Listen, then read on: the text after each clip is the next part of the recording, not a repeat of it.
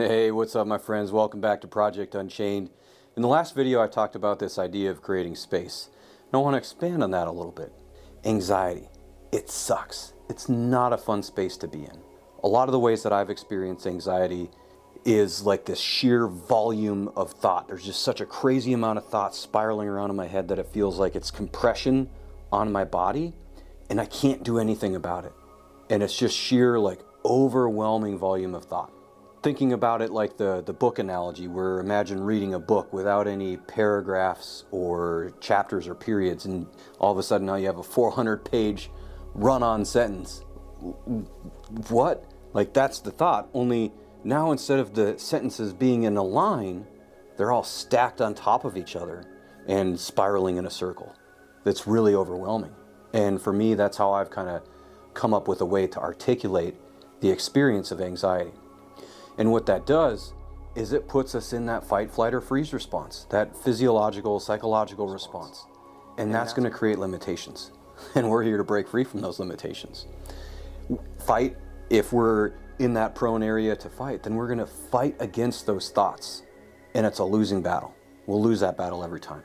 If we flight, we run away from those thoughts. And if we freeze, we're freezing in inaction. All of that creates limitation. We have to be able to find the way to navigate those moments with understanding. And that's where I like the idea of creating space. When it creates space, it organizes those thoughts into a way that we can understand them. It's putting the periods and paragraphs and spaces and chapters back into the book. So it's organized in a flowing way in which you can understand the story. You can understand what is going on. And that's what we do in life. When that overwhelm of thought, that anxiety kicks in, we got to slow it down and create some space in there. How do we do that? Meditation. Meditation is very misunderstood. How do we do that? We cultivate the skills of meditation. A lot of times when people hear the word meditation, we think of a Buddhist monk or somebody on top of a mountain meditating, zened out of their mind, and we're like, oh, that's not me. I'm not Buddhist. Okay. That's fine. Meditation is more than just working Buddhism in the religion. It's a skill. All skills are learnable. All skills are things that we can improve on. You've heard me talk about like self-care tools. It's the same thing. Tools have categories. A hammer, for instance. There's a bunch of different types of hammers.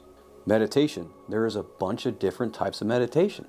And when we learn the different types of meditation and cultivate our skills with them, we can use them to elevate our experience. We can use them to empower us to move forward in more conscious creation in our life.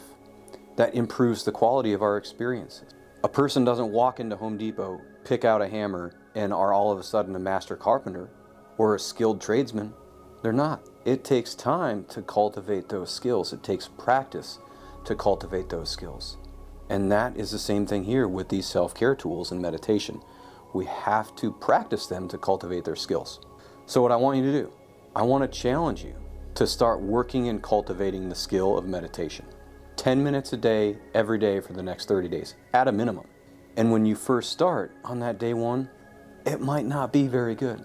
You might be a little bit overwhelmed with thought. It's okay. Stay with it. Sit with it. Set your timer on your phone to 10 minutes so that you don't have to sit there and try and perceptionally keep track of that time.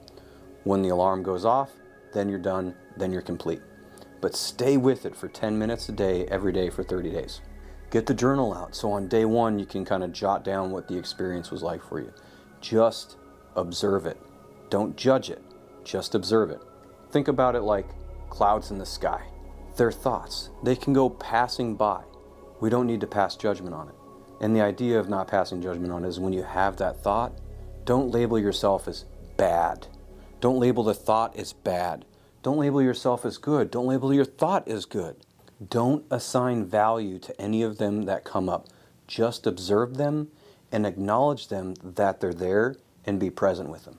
When we cultivate that skill in meditation to sit with the things, that creates the space to slow some of those thoughts down and organize them. And that is when the understanding comes in. That is when we understand what those thoughts are there to guide us towards, to connect to what action to take moving forward. But we have to be able to cultivate that skill, to slow them down, to organize them, to create space between them, non-judgmentally. And that's really key. We block that connection to understanding. They are just thoughts. They're not good, they're not bad, they just are.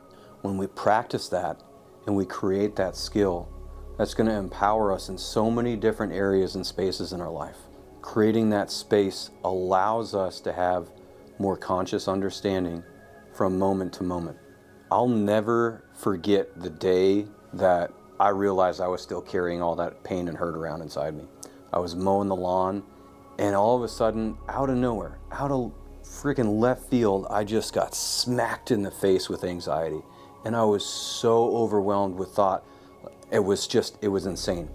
Most of the time in my life, whenever I was doing stuff or doing physical activity, particularly any like yard work, exercise, lifting, things of that nature, I didn't get a lot of intrusive thoughts. It was more when I didn't have that distraction that I would get it. And this time it was different. And that's when I knew like I needed to do something different. What's cool for me is getting to that point where now, when I have that, if that overwhelming thought comes in, I slow down and sit with it. And in that moment of sitting with it, that is connecting with it. That is creating the space between the thoughts to understand them, rather than fighting them, flighting from them, or freezing from them. I had to sit with them and be with them, and that creates that understanding. It takes me out of that fight, flight, or freeze response. And that can be for you too. But again, we have to find the tools and find the thing that resonates with us to do that. Give this a try. Play with that meditation. See what it does for you. 10 minutes a day for 30 days. Jot down your experience in a judgment-free way. Just observe it and see what happens.